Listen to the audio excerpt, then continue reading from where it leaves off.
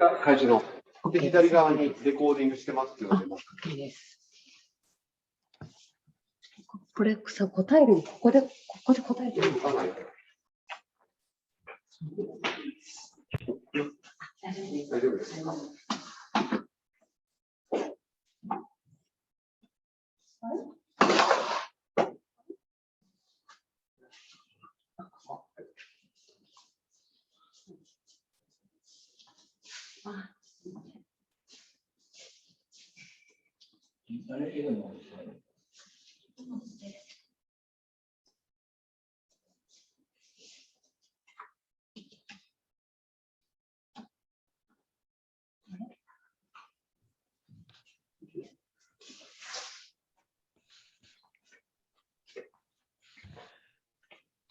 Hi, coffee lovers. Welcome you to join this coffee webinar. And our coffee seminar is about to begin. Feel free to have your drip coffee equipment ready by your side.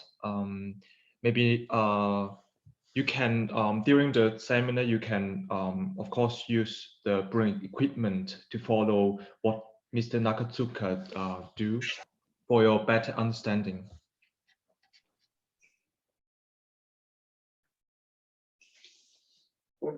じゃあね、上2つが、ここに雲のクラウドのマーク、これがホストっていう。だから、彼、この方。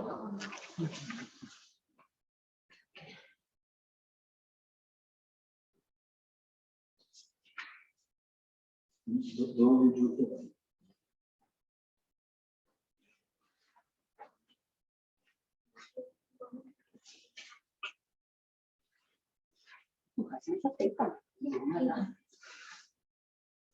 今何人ぐらい？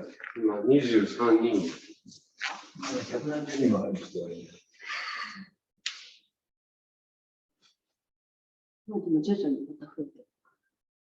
時間ぴったり。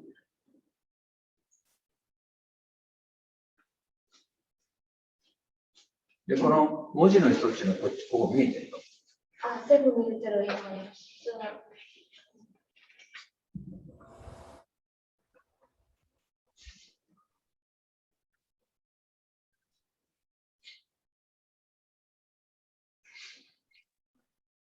はい。I don't know. How are you? 聞こえてる？ Can you hear us, Edmund?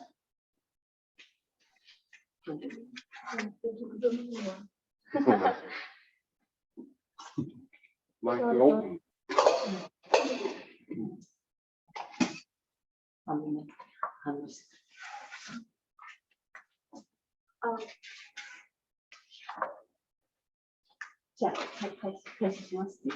Oh, we are going to begin right now. Can you hear us? Mm-hmm. If you can hear us, can you raise thumbs? Yeah, thumbs up. Okay.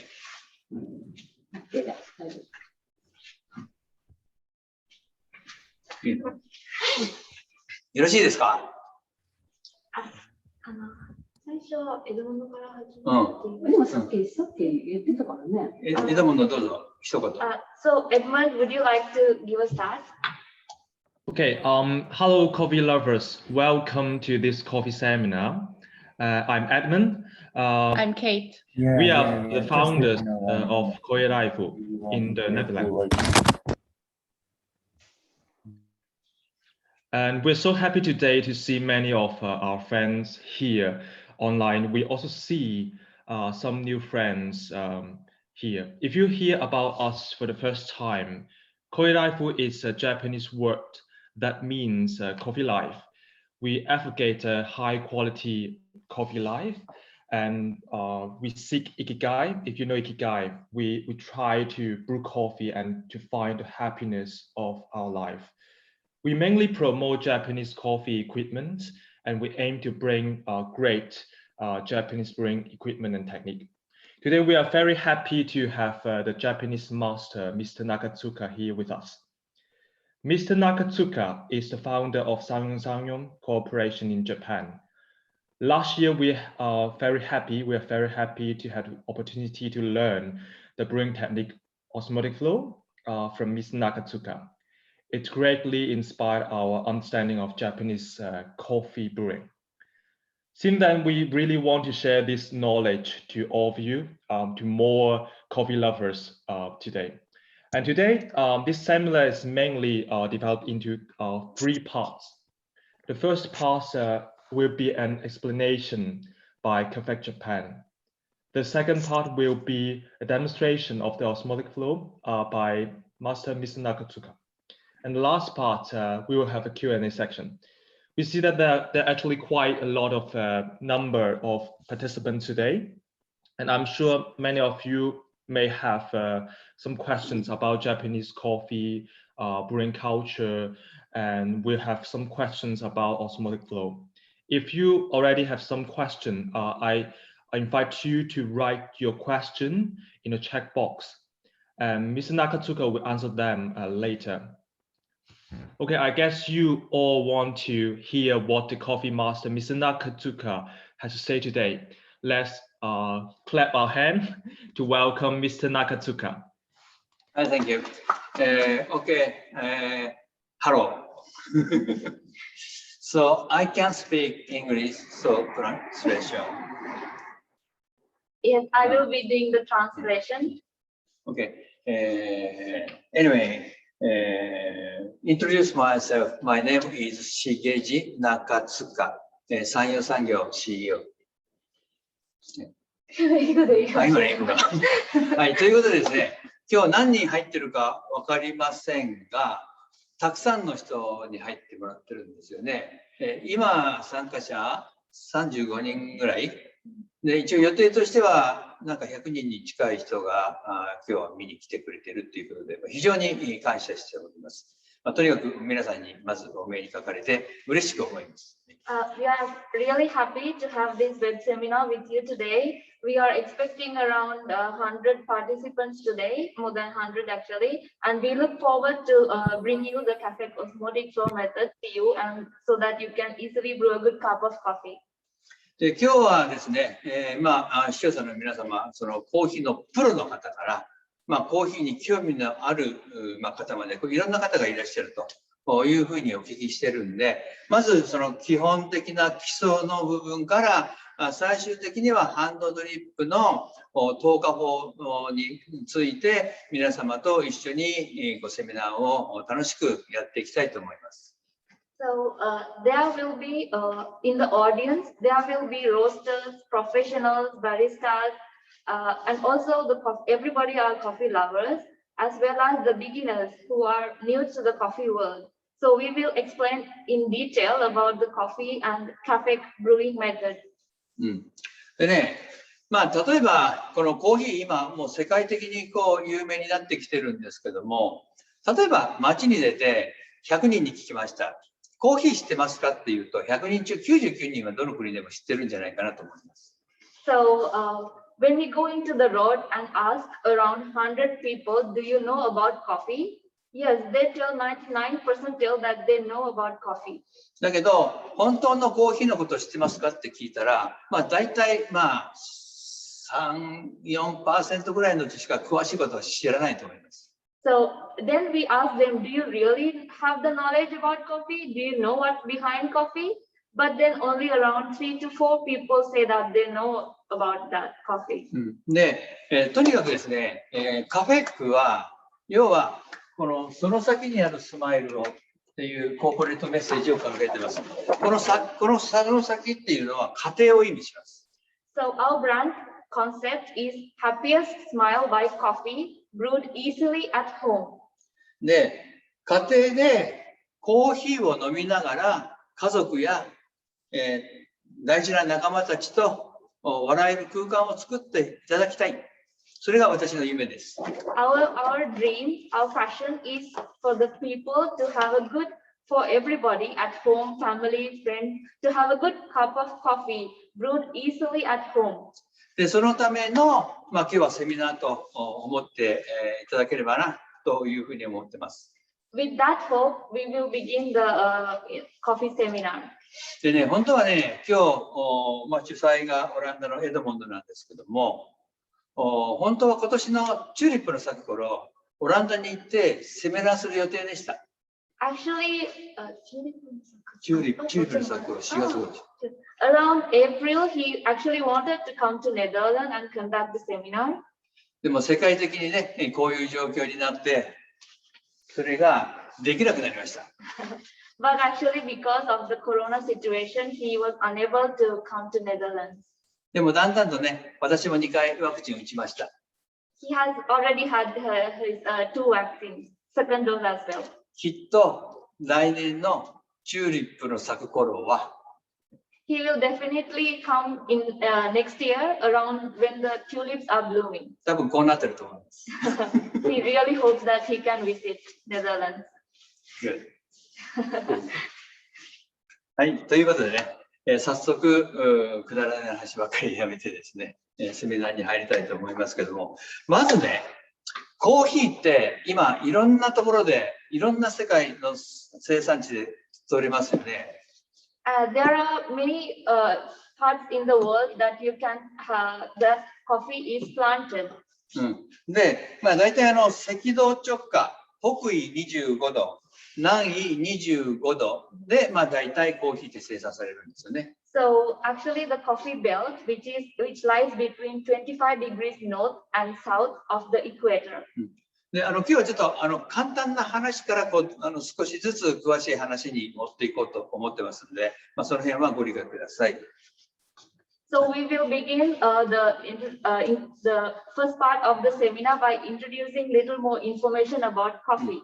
で、コーヒーができるまでですけど、知ってる人、ほとんどの人知ってると思いますけども、まずコーヒーの苗木を植えます。So we think you already know about coffee, but first let's start from where we plant the seed. で、苗木を植えて、こういう花が咲くまで約3年から4年。So it will take around 3 to 4 years for the coffee tree to bear fruits. で、この花がだいたい1週間で散るんですよね。So in around 1 week, these flowers drop and the coffee cherry starts to come. そうするとこういうチェリーができる。このチェリーの中の種、豆がコーヒーの豆ですよね。So you will see first the green coffee cherry beans. After that, it will turn ripe, which you can see as red coffee cherry. で、そのチェリーの中の豆を取って、水洗して乾かしたのがウォッシュド。So after that, there are 2 coffee processing methods, the washed and the dry or the natural process. こういう状態ですよね。で、これを、日本も産地から輸入して、で、焙煎、ロースティングするんですよね。So then after the processing method, we get the green coffee beans, which even in here, we import the coffee bean and roast, and then we brew a good cup of coffee. でね、大体私も焙煎するんですけども、この生豆を焼くというよりも、これ生豆水分が多いんで、要は焙煎っていうのはこの水分を飛ばす作業だと思っています。And we think that roasting is the process to remove the moisture from the beans. だから焙煎するときも、どちらかというと電気の焙煎機よりもガスの焙煎機で、まず豆の中心から熱を入れて外側に焼いていくっていうのが理想です。So in roasting, we think that it is best to roast by providing heat to the center of the bean and slowly put heat around the bean. で、大体大きく分けると浅入り、中入り、中深、深入り。で、もっと細かく分けると、ライトロースト、シナモンロースト、ミディアムロースト、ハイロースト、シティロースト、フルシティロースト、フレンチ、イタリアンですよね。So the roasting levels can be divided into 8 mainly from light roast to Italian roast. で、大体この最初の浅入り、ライトローストからシナモンローストっていうのが大体焙煎温度で言うと190度、120度ぐらいからを大体ライトロースト、シナモンローストの上がりの温度だと思います。So for light roast and cinnamon roast, it is about 190 to 200 degrees. でね、このライトローストの段階で、要は焙煎を上げるとですね、このコーヒーの中にはクロロゲン酸っていう酸味の成分があって、その成分がこう酸味を感じるんですよね。So inside coffee beans, there are chlorogen. That is the compound which makes us feel the acidity. でも今はね、スペシャルティーコーヒー、要はワンランク上のコーヒーがどんどん世界に発信されてきて、その酸味を今フルーティーっていう言い方をしていますね。And now we have more good brewing methods and good roasting methods so that we can feel this acidity as in fruity flavors. で、次はミディアムローストからハイローストで、中部化になるとシティローストからフルシティロースト。もうこの段階になると、もうクロロゲン酸っていうのもほとんどなくなっちゃってしまってるんで、あんまり酸味は感じない段階になりますよね。So medium roast, medium dark roast have less chlorogen because of the roasting process, and then it is we can feel less acidity, and it will be around where the sweetness starts. で、フレンチロースト、もうイタリアンローストになるともう真っ黒な状態。で、これもね、だけどやっぱりその力の持ってる豆は、このぐらいのローストにすると非常に甘みを出す、そういう豆になってきます。And when it comes to dark roast, it has really less chlorogen, and you might feel a little bit bitter taste, but it is actually sweet, bitter, bittersweet. で、またこの焙煎のことをまた後ほど出てきますけど、じゃあ次にですね、コーヒーのカルチャーについてちょっとお話ししましょうね。So after that is the trends of coffee. 今ね、世界はサードウェーブの時代に入っているというんですけども、最初のファーストウェーブ、これはですね、大体19世紀の後半ぐらいですね。要はインスタントコーヒーから大量のそのレギュラーコーヒーにこう移り変わった時代ですよね。この時代がそうですね、だから今30年ぐらい前かな、30年ぐらい前にインスタントコーヒーからそういうレギュラーコーヒーに変わった時代は実はファーストウェーブと言われます。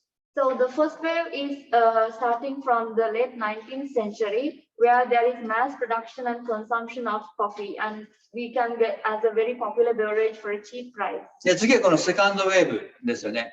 アメリカの歴史っていうのは結構古いんで、結構このセカンドウェーブはアメリカから起こってきたんですけども、アメリカのシアトルから今世界的に有名なスターバックスとかですね、タリースコーヒーとかそういう要はコーヒーをエスプレッソで抽出してミルクの泡を混ぜるようなラテとかそういうものがどんどん流行らせたシアトル系のタイプのコーヒーが広がってた時代がアメリカでは1970年頃と聞いていますけども、日本ではですね、そんな昔ではなく大体2000年ちょっと前ですね、2000年ちょっと前ぐらいから日本でもセカンドウェーブ、このスターバックスが世界に広がってきた。これがセカンドウェーブ。So the second wave started from America, which is from around 1970s, and it is more about the coffee chains like Starbucks, Seattle Coffee,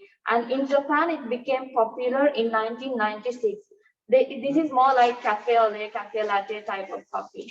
で、最近はですね、いろんな産地がね、やっぱ土壌改良して、いい豆を、美味しい豆をどんどん作るようになってきた。要は産地からそのカップまでのトラセビリティを追求できるしっかりした高品質の豆のことをスペシャリティコーヒーと言います。このスペシャリティコーヒーの台頭でハンドドリップが世界に伸びてきた。So third wave, which is we are right now in the third wave, which is about specialty coffee.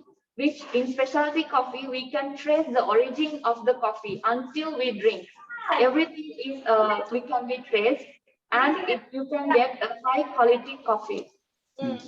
その次はですね、フォースウェーブの時代と言われています。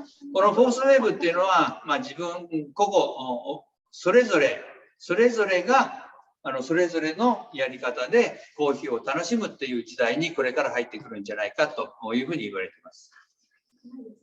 So the fourth wave is about many different brewing methods, which is according to each person. So everybody will be having their own brewing methods to have a good cup of coffee. で、次にですね、スペシャルティコーヒーの条件ですけども、今ここの三角のピラミッドがありますけど、まあ、一般的にですね、ホテルだとかレストランだとか、まあ、一般的な飲食店で出されているコーヒー、日本ではですね、コンビニエンスストアで今コーヒーがたくさん飲まれてるんですが、そういうところも含めて全てコマーシャルコーヒー、一般的なコーヒーですよね。So we have this coffee pyramid, and the low grade coffee is more about the industrial beans, instant coffee, and then comes to commercial coffee is about which can be seen in hotels or convenience chain stores. で今はですね、そこにあるスペシャルティーコーヒー、これがどんどん世界に広がってきています。日本でも同じくこのスペシャルティーコーヒーが広がってきています。これはやっぱりそのコマーシャルコーヒーでもワンランク上の美味しいコーヒーですよね。So specialty coffee, as you can see on the top of the pyramid, is we can get a good, very delicious cup of coffee with specialty coffee. As you see, there are requirements for the coffee to be a specialty coffee. でその条件はその資料にも書いているように、まずはカップクオリティの綺麗さ、そして甘さ、で酸味の特徴、これ酸味も特徴なんですね。で、あとは後味、これ苦味とかじゃなくて、その後味、濃くても後味のいい部分、そしてそのバランス。で、あとは風味の特性ですね、香りとかですね。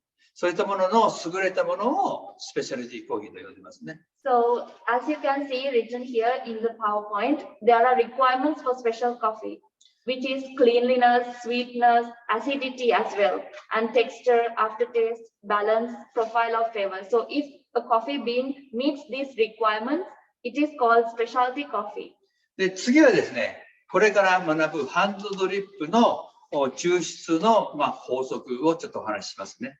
So after that, we will talk about the pour-over method. で、コーヒーのね、味を決めるには6つの大事なポイント要素があります。Sorry, I told before. We are going to talk about brewing, and then this brewing actually determines the taste of coffee. まず一番はさっき話した豆に対してどのぐらいのローストに焙煎にすれば美味しいのかっていう、要はその焙煎の度合いがまず味を左右しますね。So the level, the roasting degree, the first point is roasting degree. It is important because we need to know which roasting degree is good for which bean will take out the, which roasting level will take out the best of that coffee flavor. で、次がグラインドサイズね。これメッシュって日本ではこれメッシュと言うんですけども、ハンドドリップはですね、その前にちょっと言っておきますけども、そのコーヒーの抽出っていうのは、どうじゃなきゃいけないっていう法則はないんですよね。はい。何？あ、そう。で、じゃあ先に言いましょう。で、そのグランドサイズも、細い引き方から中グランド引き方から粗挽きまでありますけども、一般的にですよ、ハンドドリップは中挽きと粗挽きの間ぐらいがベストだと思ってます。So the next important factor is grind size, which is coarse, medium, and fine. And for pour-over method, the coffee powder, the size should be between coarse and medium. で、次ですね。まず、粉の分量ですよね。1杯の粉の分量は1杯に対してだいたい10グラムから15グラムぐらいがベストじゃない。1杯ですよ。ベストじゃないかなと思ってます。So the third factor is the quantity of coffee powder. We recommend that for 1 cup of coffee, 10 to 12 grams of coffee powder. で、次はお湯の温度。これ大事ですよね。大体ね、浅入り、中入り、深入りってあるんだけど、全部同じ温度じゃなくて、ベースは大体90度ぐらい。So the next important factor is hot water temperature. So で、浅入りはですね、ちょっと焙煎して、ガスを含む量がさほど多くないんで、ちょっと高めの92度ぐらい。So for light roast, because there is less gas trapped inside the bean, we need to have a high temperature of 92 degrees Celsius. で、逆にこの深入りは逆にガスはいっぱい含んでるんで、あんまり熱いお湯をかけるとちょっとガスがボコボコっと出てくるんで、ちょっと低めの83度ぐらいを推奨しています。So for dark roast coffee, because there are a lot of gas inside the coffee, trapped inside the coffee bean, we recommend a lower temperature of around 83 degrees Celsius. で、次に大事なのはその抽出方法ね。これ透過法と浸止法とあるんですけども、今回は透過法に関して、後でゆっくりと説明させていただきます。So the next important factor is brewing method. There is two brewing pour-over methods which we will talk to you later. One is Cafec osmotic flow method and full immersion method.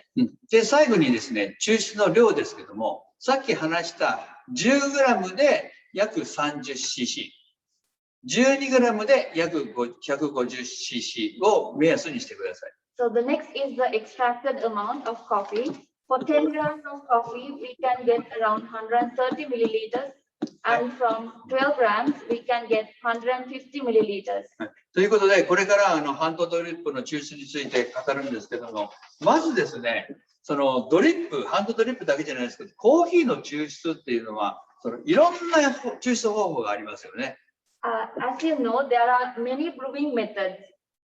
で、どの方法がいいとか悪いとかいうものではないんですよ。And here we do not say one is bad or the other is good. We just recommend you our Cafec method. だからコーヒーの抽出、自分が一番美味しいなという方法を選んでもらって全く問題ないです。So it is up to you. You can decide what flavors or what taste you want according to your preferred brewing method. で、今言ったように透過法と浸止法っていう大きく2つの抽出方法があるんですけども、透過法で完全にろ過できる完全ろ過がペーパードリップです。So in paper filter, we can get a good clean cup of coffee. で、透過法でも不完全ろ過が金属フィルターとかエスプレッソですね。So even in a full immersion method, you can get a clean cup with like in siphon, and you can also there is a French press, but in there you might have a fine powder inside.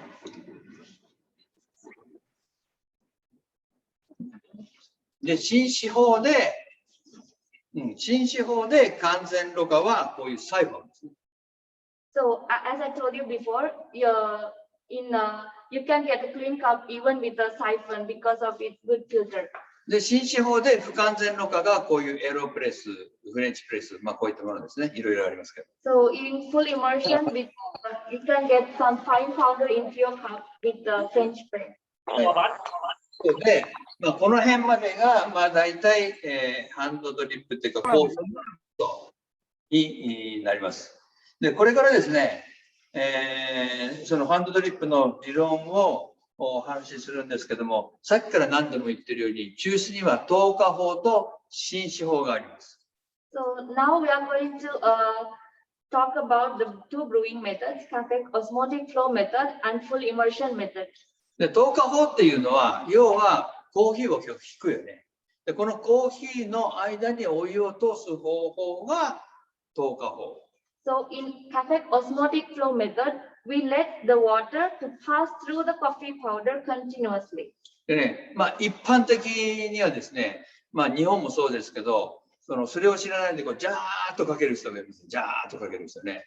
これ浸止法ですよね。So in full immersion, we soak the coffee powder in water. We put a lot of water in the beginning. でね、大事なのはここからなんですけど、まず最初にコーヒーはどんなコーヒーでも抽出すれば膨らむかつってそんなことないんです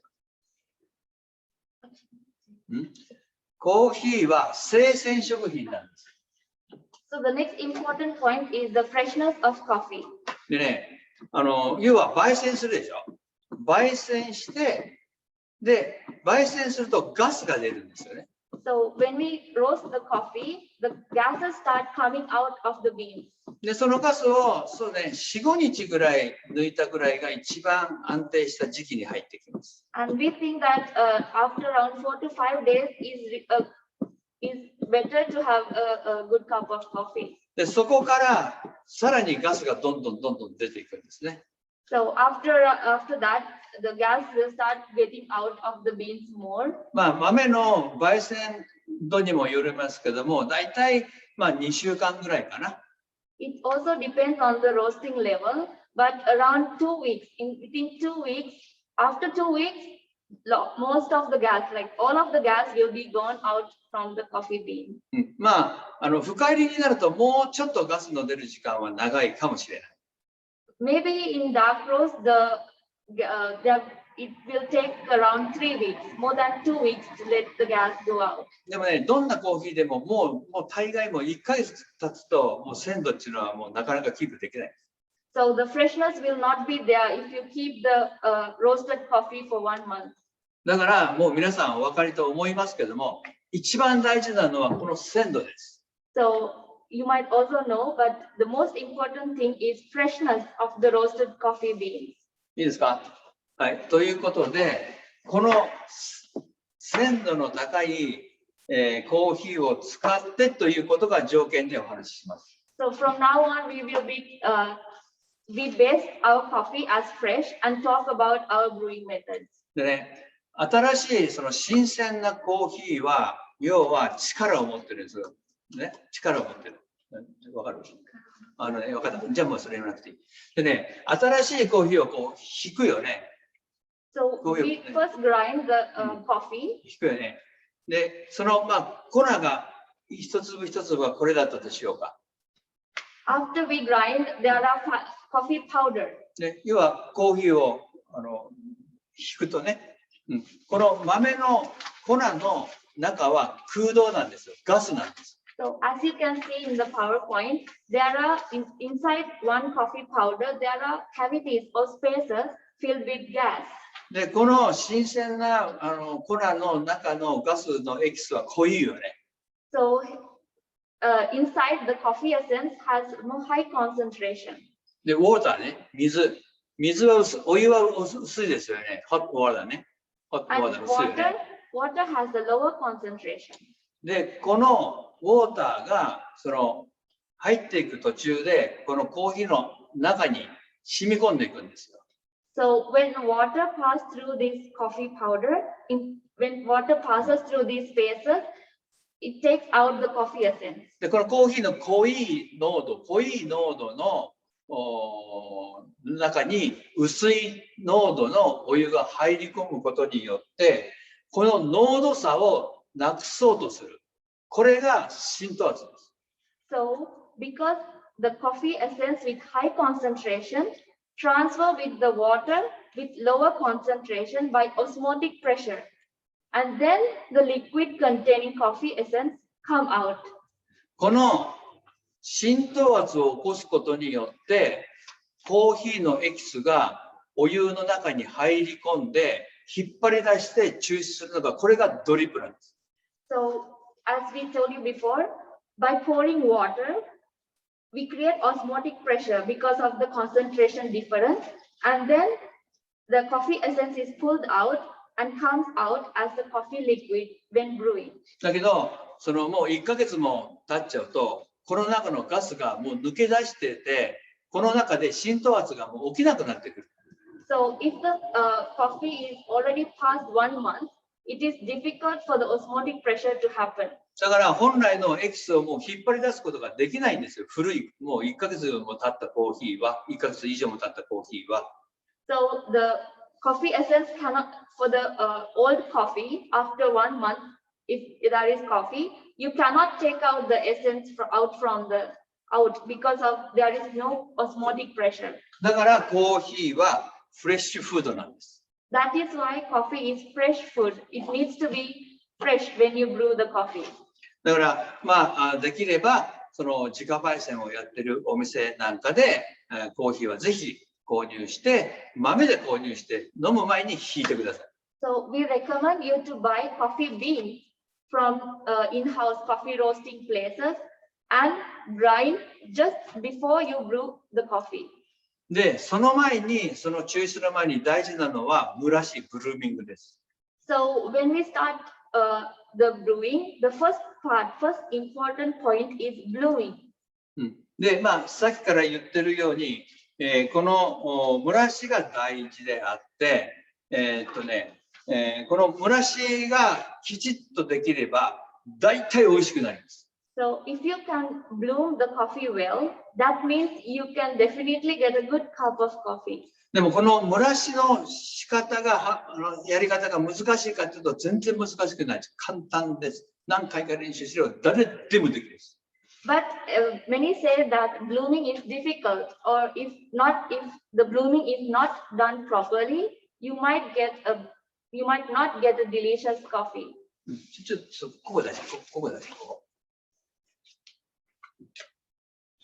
で、そこで、蒸らしをするために大事な4つの条件というのが、さっきから話しているコーヒーの粉の鮮度。So as you can see, the freshness of coffee powder is important for blooming. これね、一番大事。これ一番大事。As we told before, the coffee should be fresh. で、次がコーヒーの粉の粒度、要は密集ね。After that, the coffee powder size.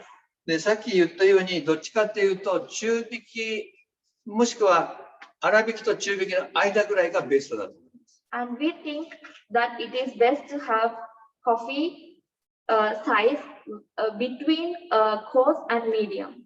でね、細挽きはですね、表面積が多いんで、逆に微粉も出てきやすいんですよ。で、その微粉がその雑味を出すんで、ハンドドリップには細挽きはあんまりお勧めしません。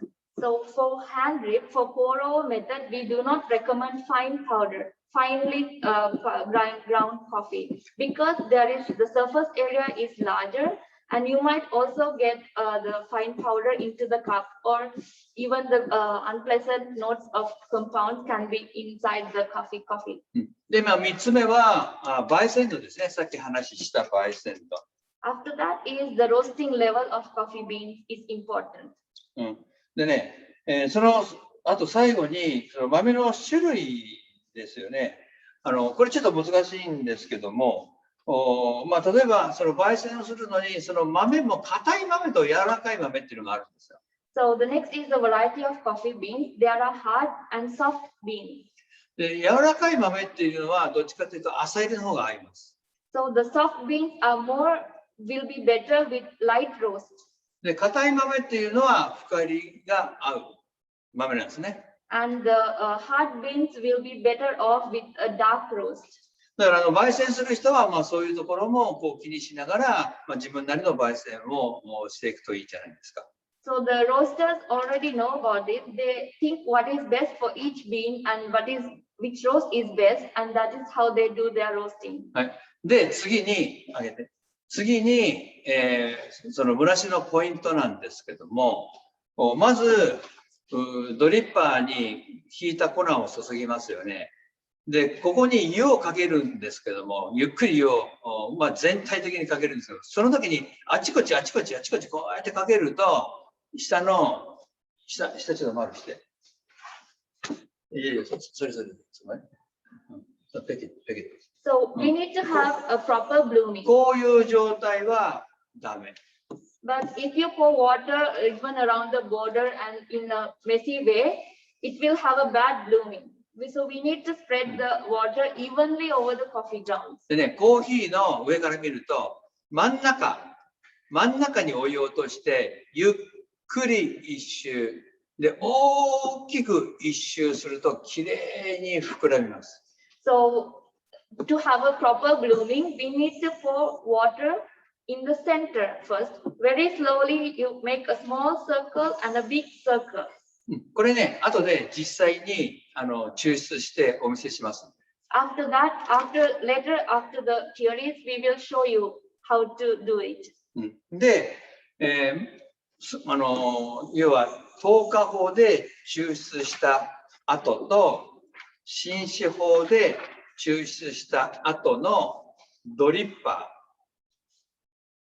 ー。So next is we will show you after we brew with full immersion and osmotic flow method. を見ると、浸止法で、ドリップすると、ぐわーっとこれえぐれちゃうんですよ。So if you can see the sedimentary layer is very thin. if you pour with full immersion method. だけど、透過法でやると、あんまりこの落ち込みがない。これ、堆積層という。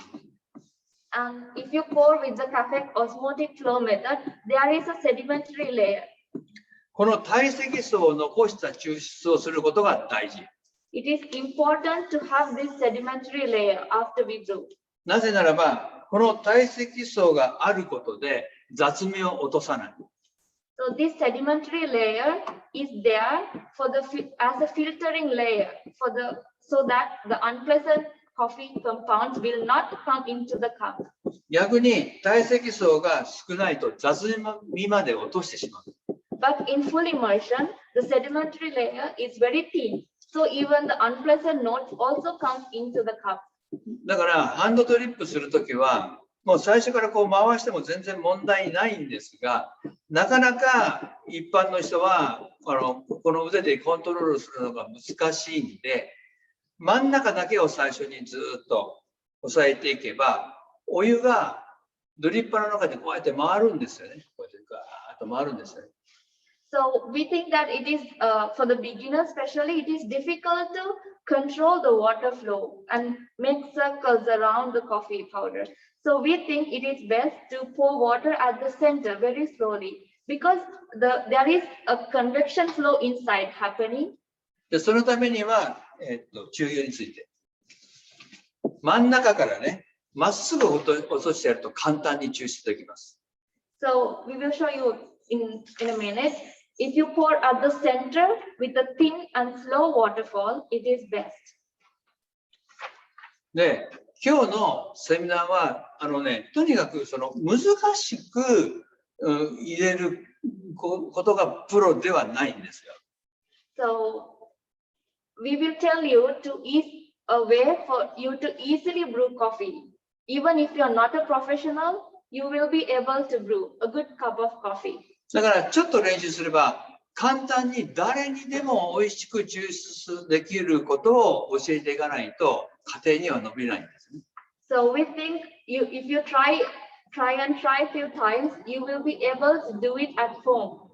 で、誰でも美味しく抽出できる方法を今日は皆さんと一緒に学んでいきたいと思います。So we will introduce you the Cafec osmotic flow method so that everybody can easily enjoy a good cup of coffee at home. で、最後に雑学です。And now we are going to tell you some information, just information. あったかい飲み物の適温と冷たい飲み物の適温。So it is about the temperature and taste of hot beverages and the cold beverages. 大体健康の時の人間の体温って大体36度から36度5分とかそんな感じですよね。Our body temperature is around 36 degrees, right? で、その体温から30度、あったかい飲み物の適温は自分の体温プラス30度。So if you add 30 to your normal body temperature, that is around 66 degrees Celsius, around that range, the hot beverages will be tasty. それ以上高いとやっぱ暑くてちょっと飲みにくいんですね。If it is above that, it will be really hot and you won't be able to drink. で、逆に冷たい飲み物の適温は自分の体温マイナス30度。So for cold beverages, it will be less 30 degrees less than your body temperature. Around that range, the cold beverages will be tasty. はい。ということでね、もうこれはもう雑学なんで、まあ覚えてもらっても覚えなくてもどっちでもいいです。This is just information for you. でね、これからちょっとだけうちの器具とペーパーのお話をさせてください。So now we will talk about our Cafec filter papers. 山陽産業はですね、まあ、今期、48期目を迎えております。もう約50年近い歴史がある会社です。Our Cafec Sanyo Sangyo, our company has a history of around 50 years. で、私はこの会社に入って、まず焙煎も覚えて、その焙煎をしたコーヒーをより美味しく抽出するためのペーパーと器具を開発してきたつもりです。So when he entered into the company, he did many experiments. He first tried roasting and then did experiments on brewing and then はい。でですね、そのペーパーもですね、まあ、ただ形になっていりゃいいっていうもんじゃなくて、通常、今までのペーパーって、こういう線形のものが多かったんですよね。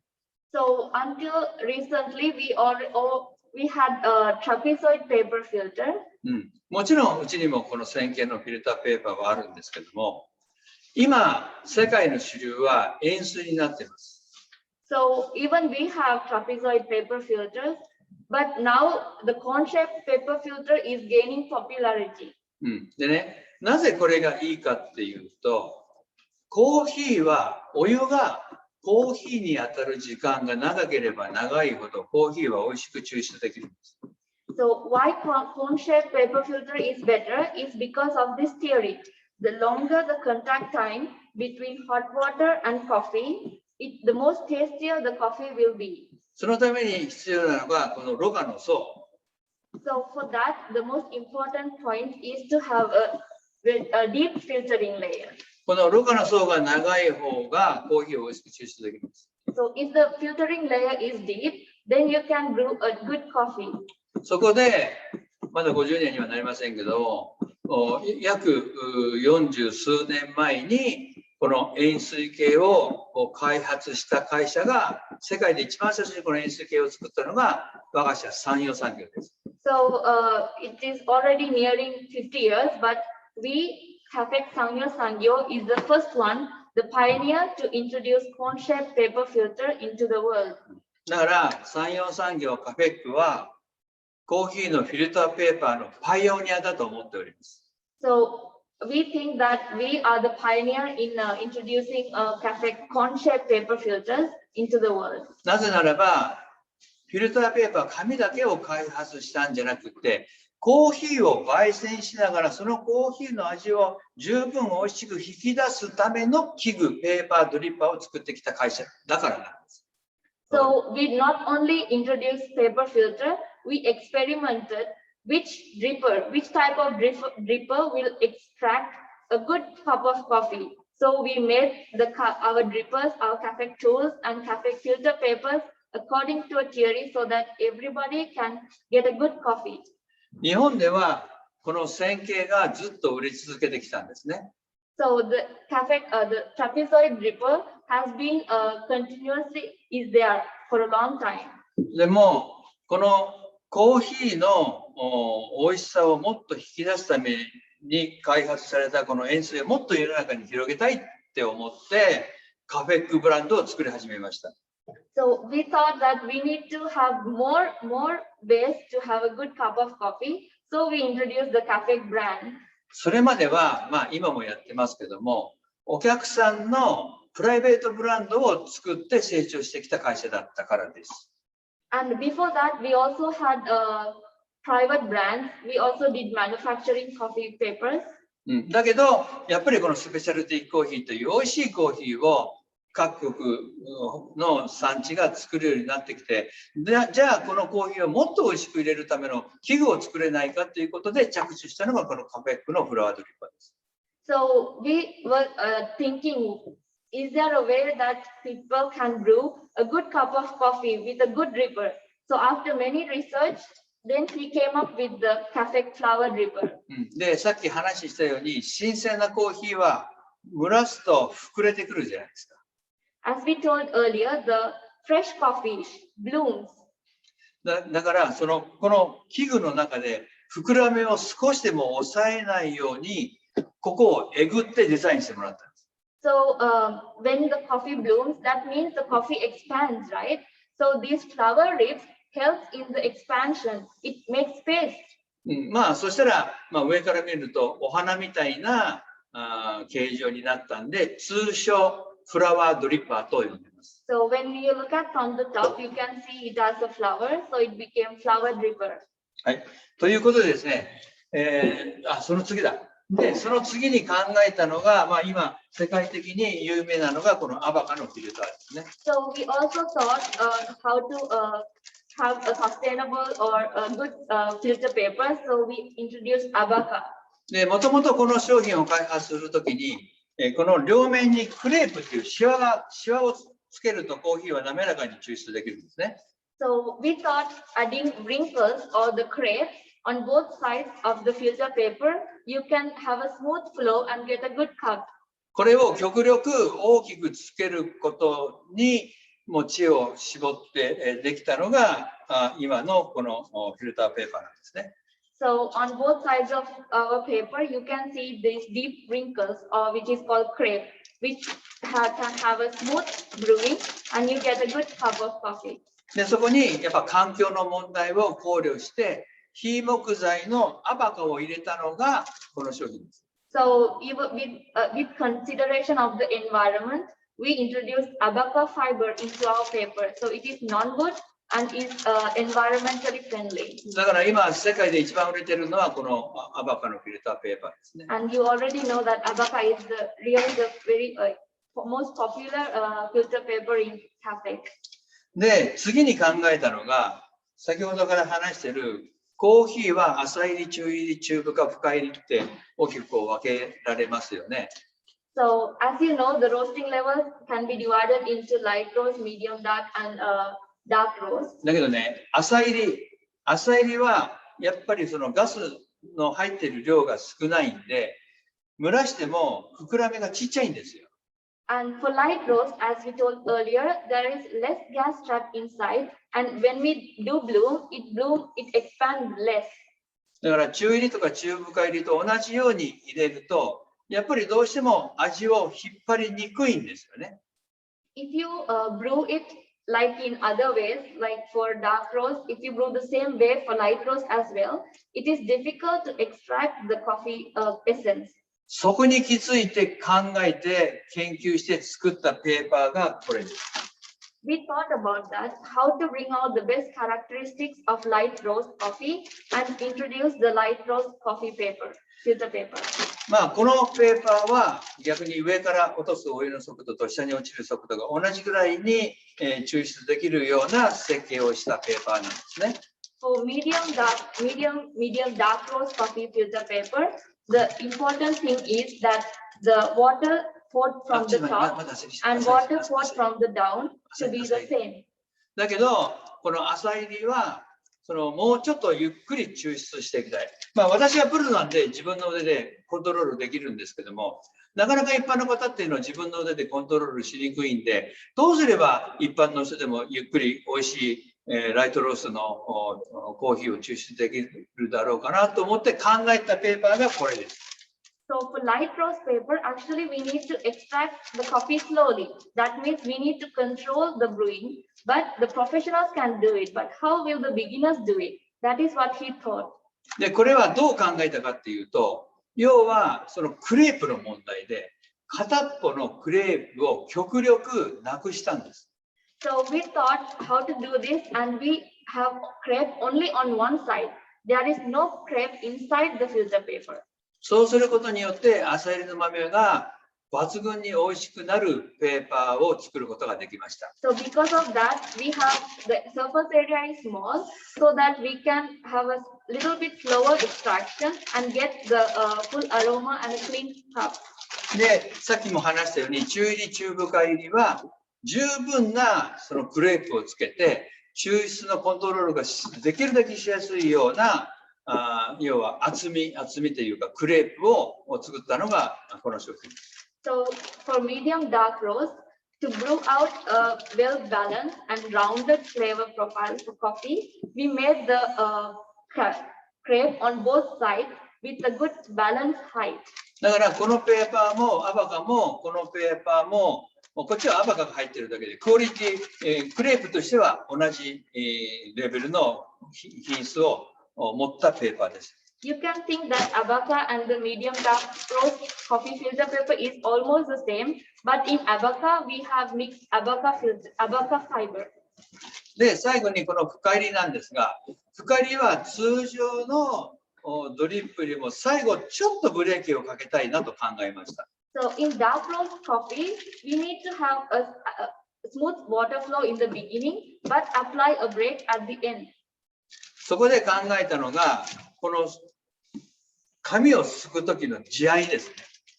So we thought about the paper texture. これをきれいに、すくように工夫しました。So we made the two-side crepe to be the thick, little, but the crepe height is little bit lower.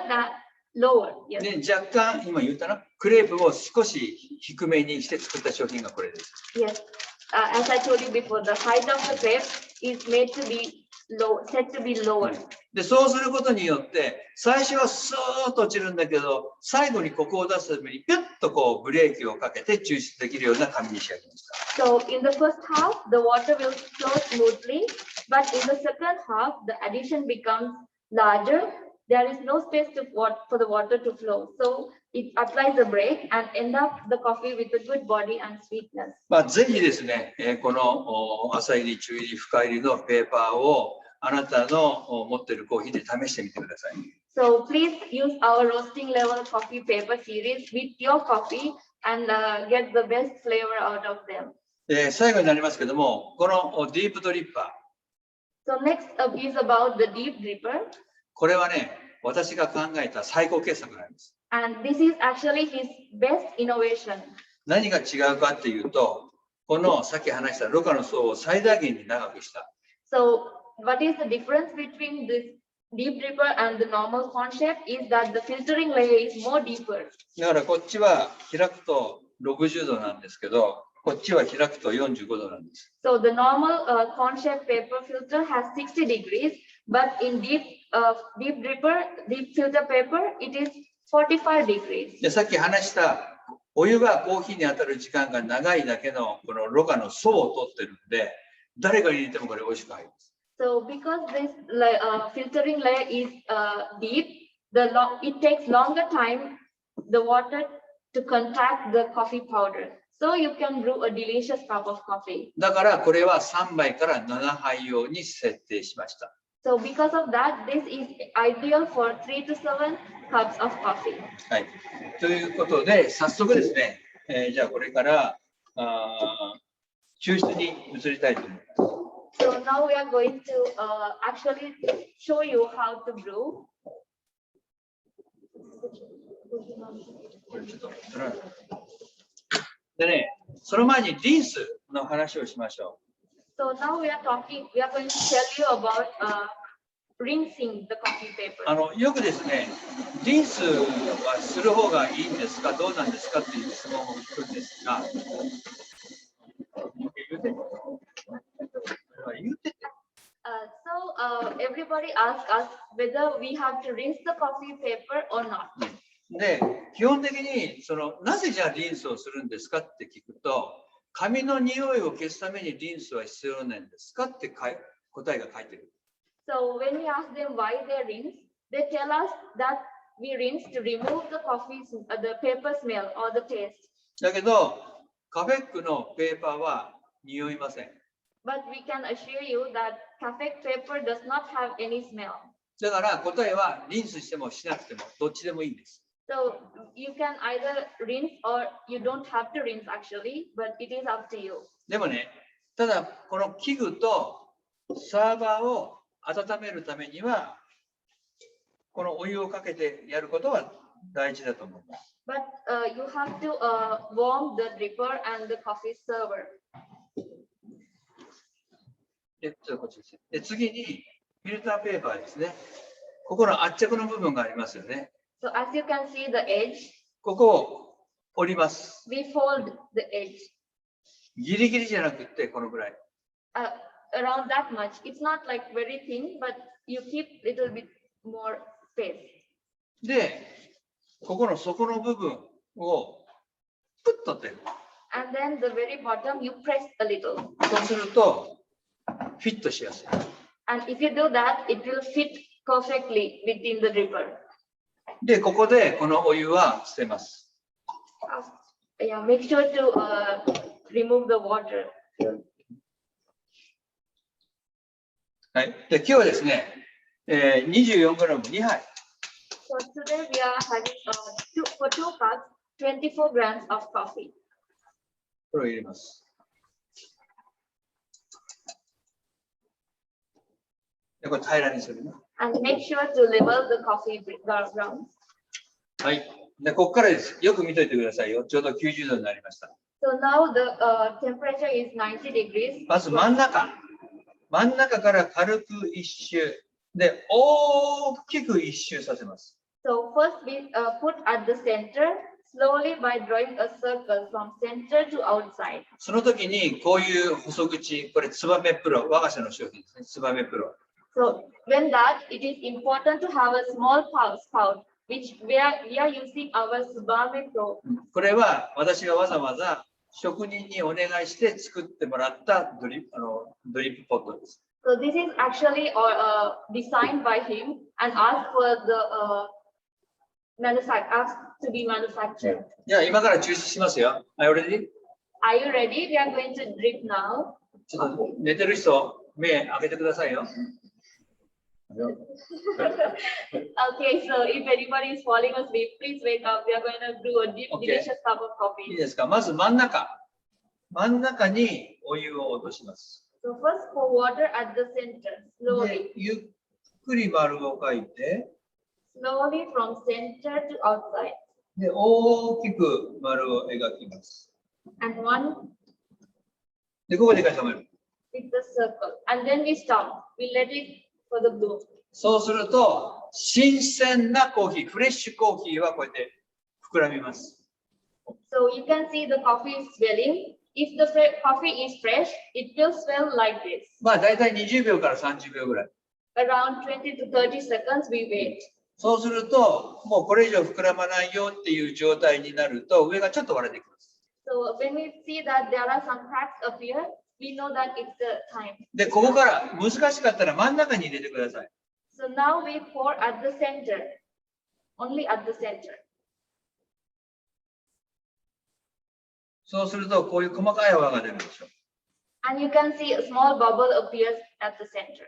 これが浸透圧を起こしている証拠です。This is the indication that osmotic pressure is happening inside. で、これを抽出分量の3分の1ぐらいまでもう真ん中だけで繰り返します。So we continuously pour at the center until 1/3 of coffee volume is reached. これが一番簡単な抽出の方法だと思います。We think that this is the most easiest method to brew. で、3分の1ぐらいになったら、今度はこの小さな泡の周りね。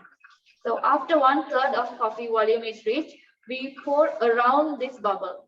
周りをこのドームが壊れないようにゆっくり周りにかけてあげてください。And we have to make sure not to break this bubble.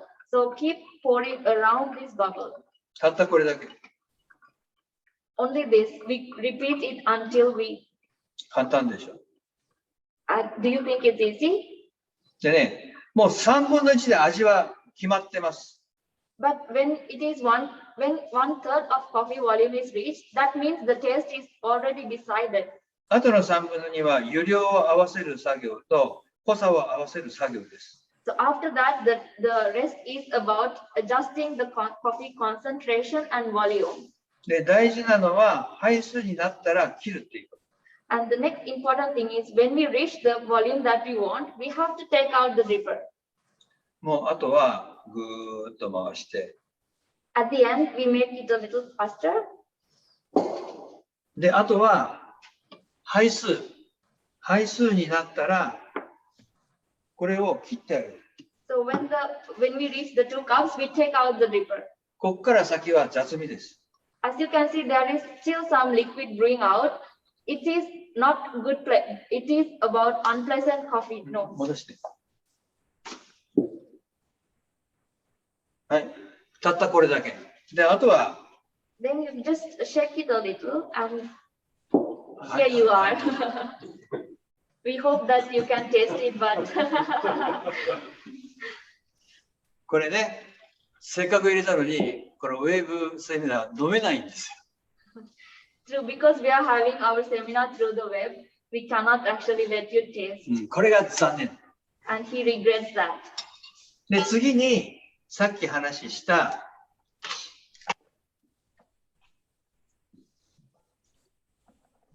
After that, we will show you how full immersion happens.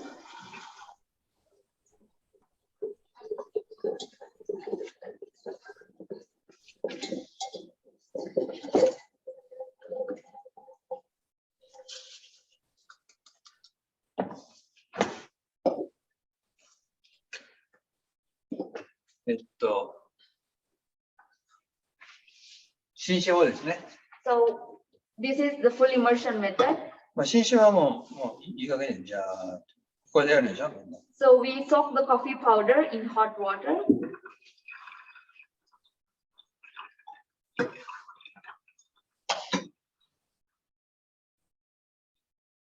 こうやってやる人がほとんどでしょ。 And most of the people do the full immersion method this way.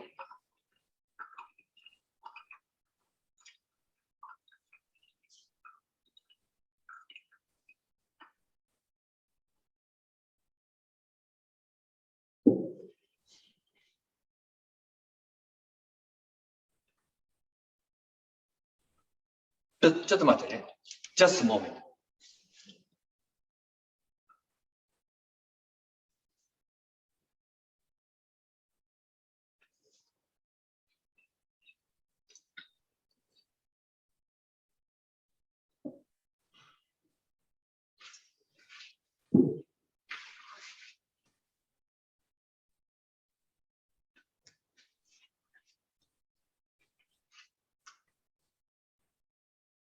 はい、こうするとね、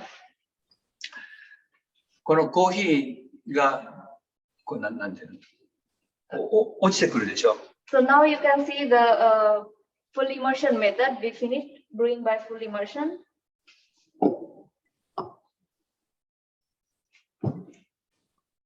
新手法でやるとこうなるんです。 So in the full immersion method, you can see the filtering layer is very thin. だけど、透過法だとこうなるんです。 But in the osmotic flow method, the filtering layer it is thick.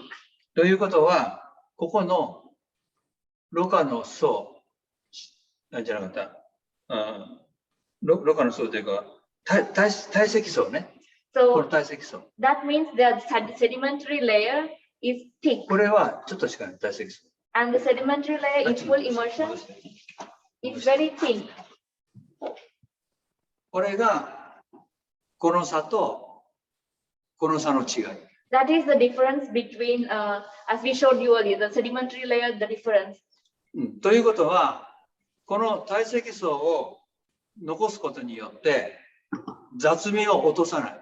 So because of the thick filtering layer, the unpleasant notes will not come into the cup. でも、この新手法だとこの堆積層がないんで雑味まで落ちちゃう。 So in the full immersion method, this sedimentary layer is very thin. So even the unpleasant notes will come into the cup. だから本当はこの新手法と透過法を飲み比べてほしいです。 Actually, we wanted to taste the two different brewing methods. だけど、ここではできないんだな。 But unfortunately, through the web, we cannot let you taste. だから来年チューリップの咲く頃、オランダに行って皆さんの目の前でこれをやってみたいと思います。 And maybe next year, he will come to Netherlands and show you in person how to brew and let you taste the difference. エドモンド、来年チューリップ咲く頃呼んでね。 Edmund, please ask him to come for next year tulip season. はい、ということで今日はね、他の国からも随分アクセスしていただいているようですけども、 So actually in the audience, there are many participants from different countries as well, not only Netherlands. もしリクエストがあれば皆さんの国に行ってこのセミナーをさせていただければ嬉しいかな。 So if you request him, he will try to come to your countries as well and conduct the coffee seminar. ということで、一応大方のお話は終わったんですけども、ちょっといろいろ質問これ入ってるんですか？ So basically our coffee seminar is over now, but there are questions in the chat. So でね、たくさん入ってるんで、全部読んじゃうとちょっと時間がどんどん過ぎちゃうんで、ちょっと代表的な質問を教えてください。So we will select few questions, thinking about the time also.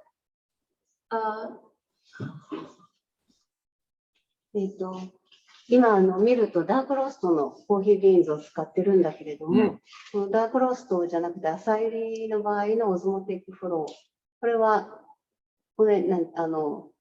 浅煎りの場合でやるオズモティックフローは何を注意したらいいんですか？それ読んでやって。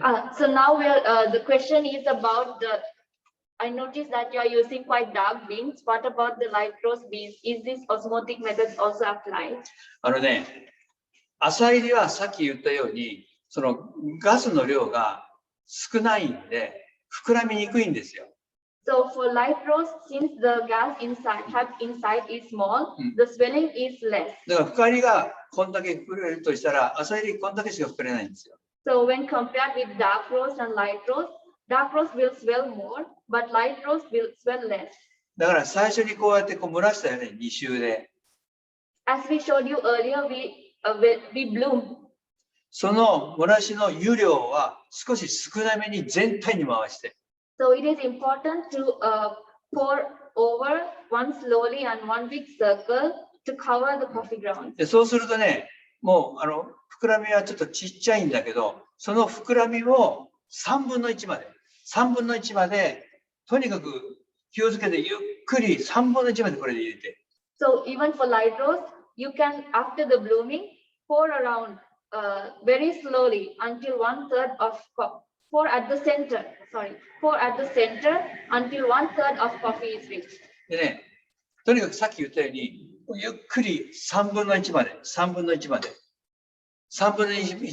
ゆっくり入れてください。So for a light roast, it is important to pour very slowly with a thin waterfall. このドームが崩れないくらい。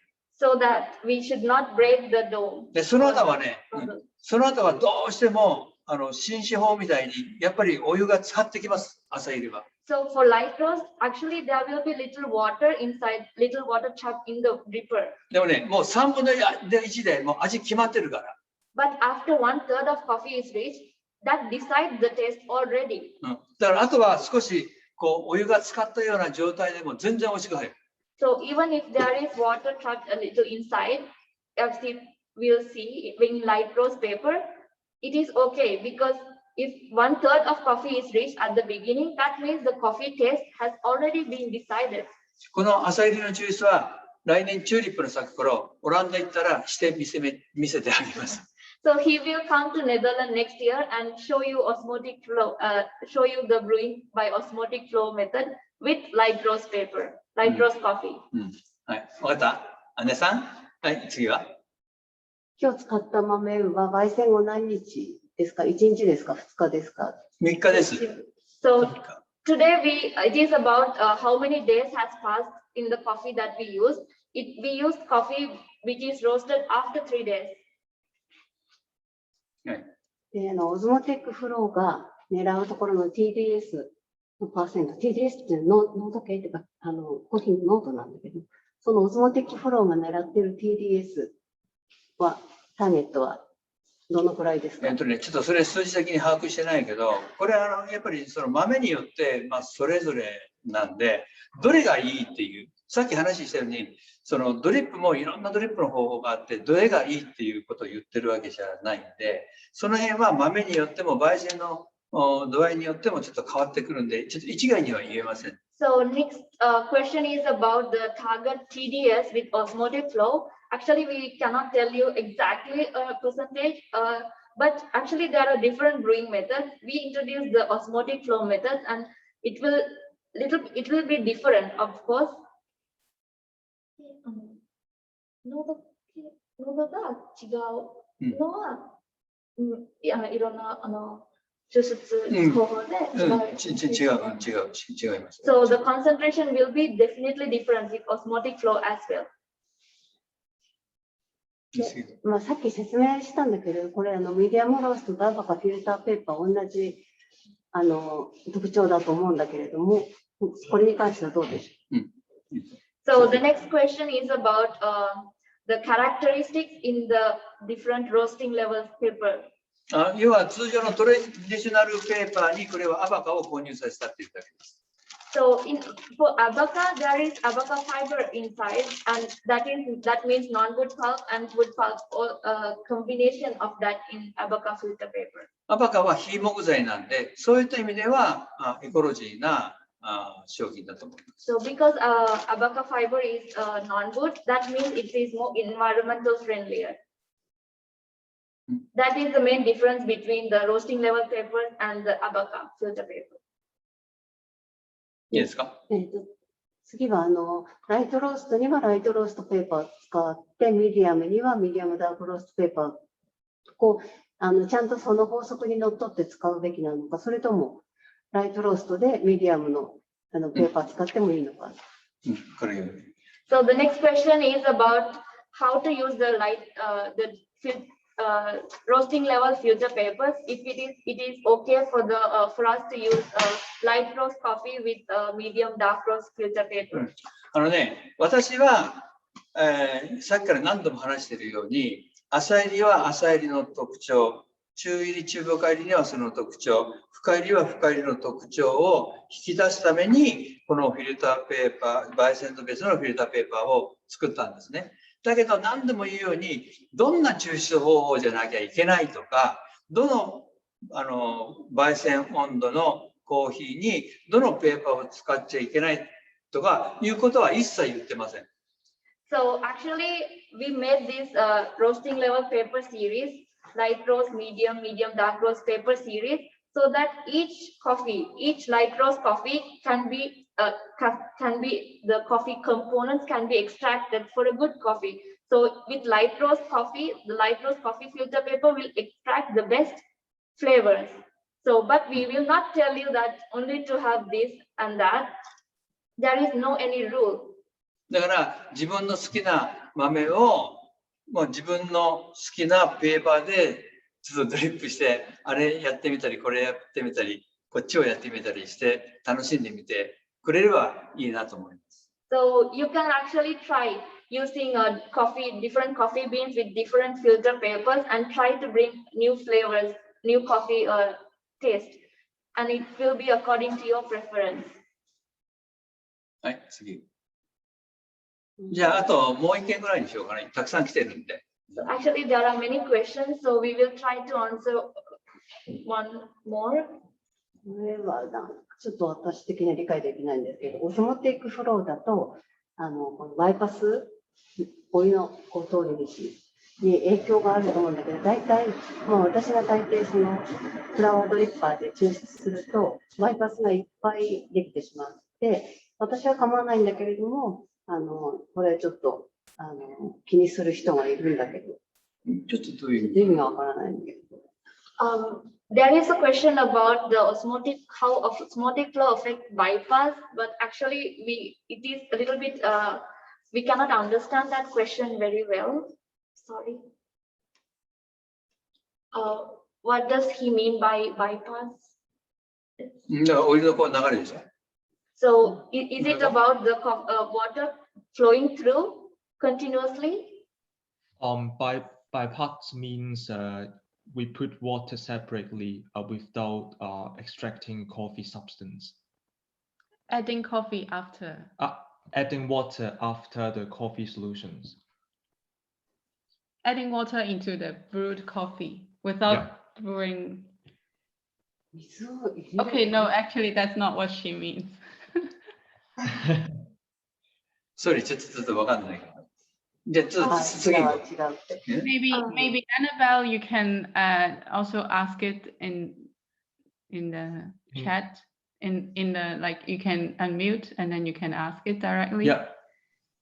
Okay, fair enough. What I mean by bypass is the water that passes through the sides of the conical filter, where the ridges are. It tends to be a little bit under extracted because it doesn't pass all the way through and thereby waters down the coffee a little bit. which again, I personally don't mind, but has been criticized by a lot of people, which is why there are so many non-bypass brewers, like what's it called, the trichlid. And I just was wondering if the osmotic flow method would have any impact on reducing the bypass that you would usually get.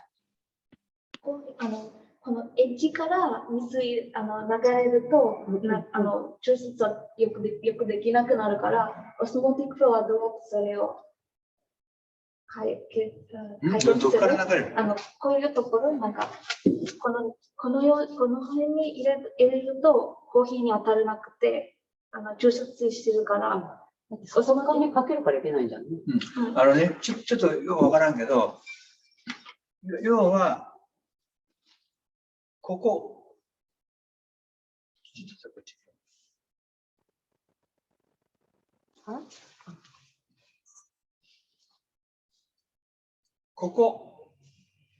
にかけても、この一番端っこね、ここにかけると、戻し。一番端っこにかけると、ドリッパーがあるんで、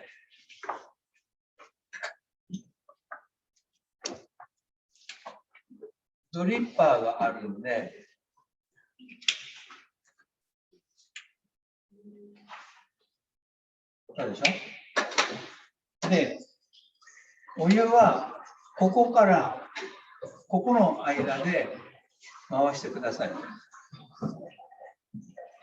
ここにかけると、こっちには回るんだけど、こっちに回らないんですよ、こっちに。So it is important not to pour water at the edges because of the convection flow. Usually when you pour water here, the convection flow goes around that water flow.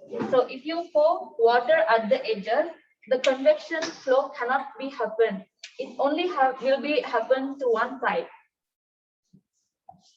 この間で回してほしい。So we want you to pour water at this range, not at the edges of the coffee.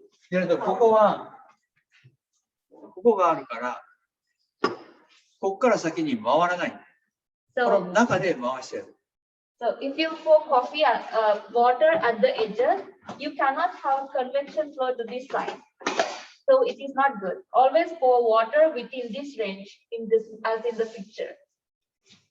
こういう回答でよろしかったですか、エドマン。Is it the answer you were looking for? Yeah, in a way, thank you. It makes sense that way by concentrating it more towards the center, it would thereby reduce bypass. So thanks. はい、ありがとうございました。ごめんなさい、最後にちょっとディープドリッパーでの抽出を見たいっていう。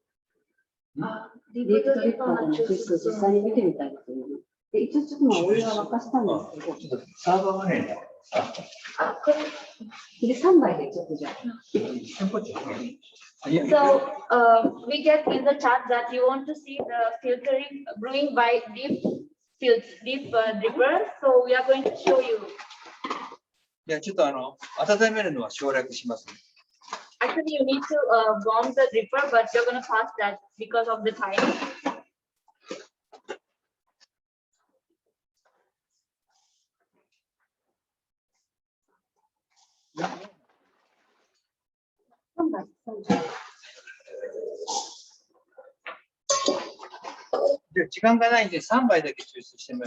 So because we are lacking the time, we will brew for 3 cups.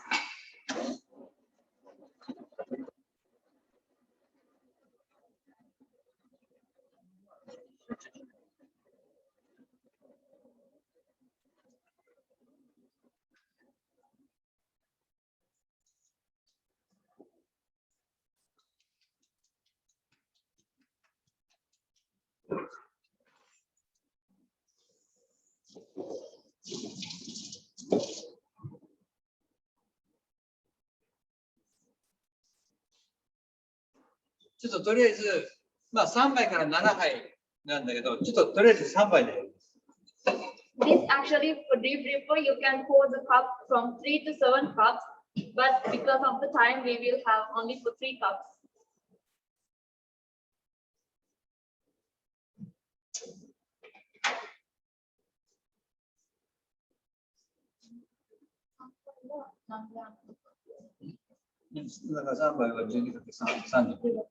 So for 3 cups, we are having 36 grams of coffee powder.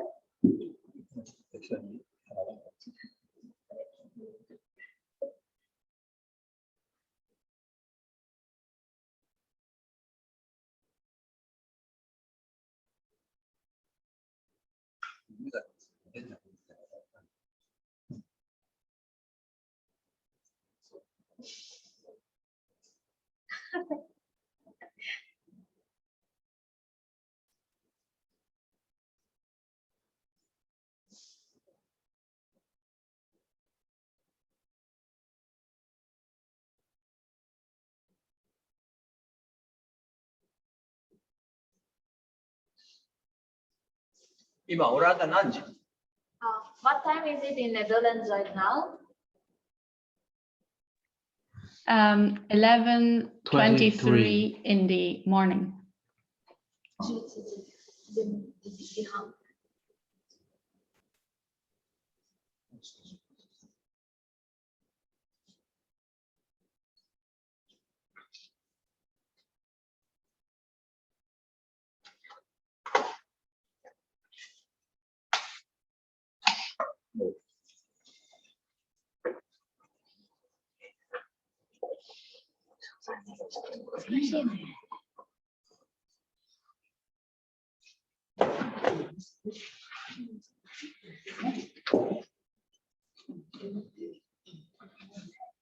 はい、じゃあ行きますよ。So now we are going to pour with これも osmotic. さっきと夜一緒。ただ深い分3倍よりも4杯、5杯、6杯の方が入れやすいです。So this is, we are going to brew with the Cafec osmotic flow. At first we bloom.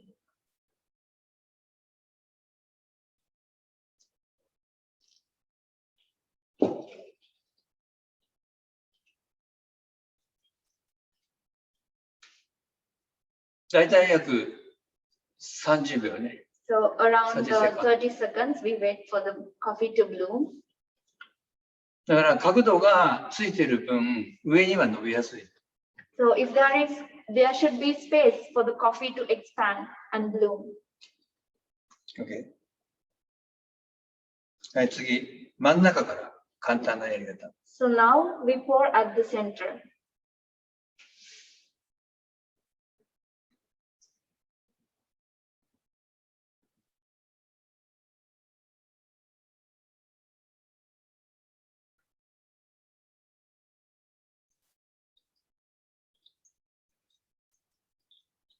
とにかく真ん中でこの浸透圧を起こしていくのね。